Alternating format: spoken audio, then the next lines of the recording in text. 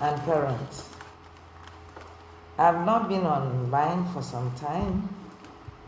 I feel I should come and talk about something that has been bothering me so much. There's so much lies in the generation, in the society, and we take it for granted. I keep telling parents and my friends, caregivers, that we should try as much as possible to make our children to stop lies at the right time. They shouldn't live lies. Because lies, to me,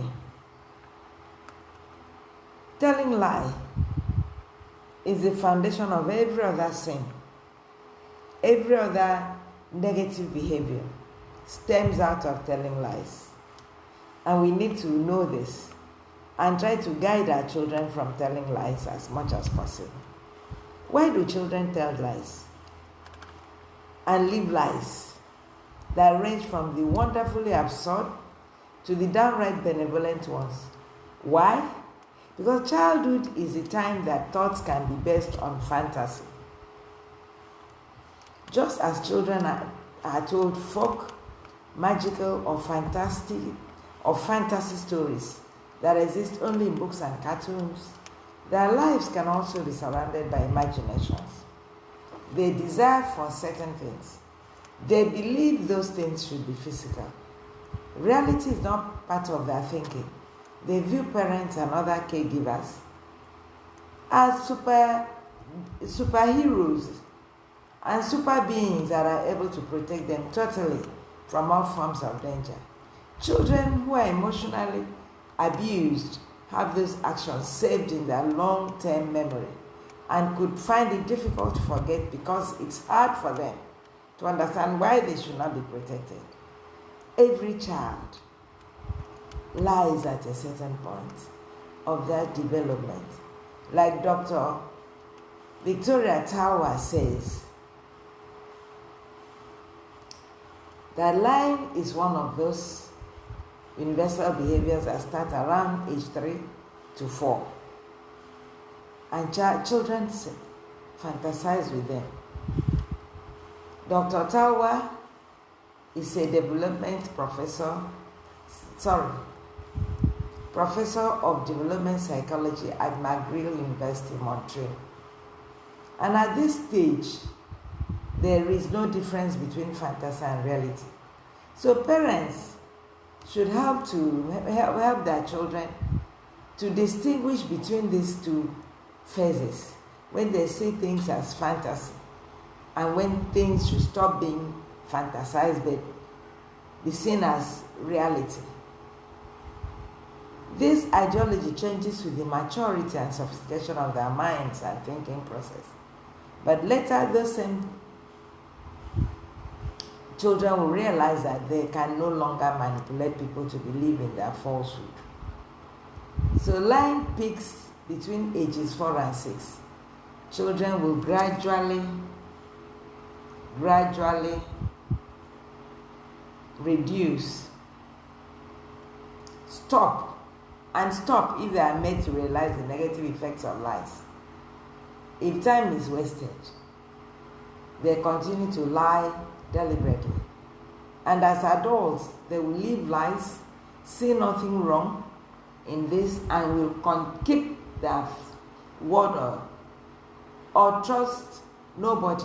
They will not find it difficult to trust or keep their word because it has become part of them. Sometimes parents lie. They take them as very small lies. Like telling your children to tell somebody you are not home and you are home. Not taking your calls in front of your children. Sometimes telling them that you are somewhere while you are in the house. The children copy these things. And how do we parents deal with these lies? You should learn to provide reward for good works and behaviors, administer punishment duly, and provide explanations to avoid children telling lies to avoid punishment. Because most lies are told to avoid punishment. When children own up their mistakes, they should be praised. They should be praised and corrected, sometimes given some reward. Some children even lie to boost their ego. Parents should live lives of contentment and teach their children the same. Attitudes of borrowing certain items are not good examples to show to the children, because they will not see anything wrong with that. Is falsehood. It's good to stop it. If the lie is accompanied by other sins as stealing, deal with the two separately. Maintain the esteem and respect of the child by not exposing him or her to outsiders, to ridicule. Sometimes they are friends, sometimes you are guests or anybody. Find out the cause of the lies and other negative behaviors of your children and find ways to tackle them. And do not neglect your children. Play your role as a parent. Provide what you should provide, but do not spoil them. Because sometimes neglect can lead children to many antisocial reactions because they are seeking for your attention. For example, something like bedwetting.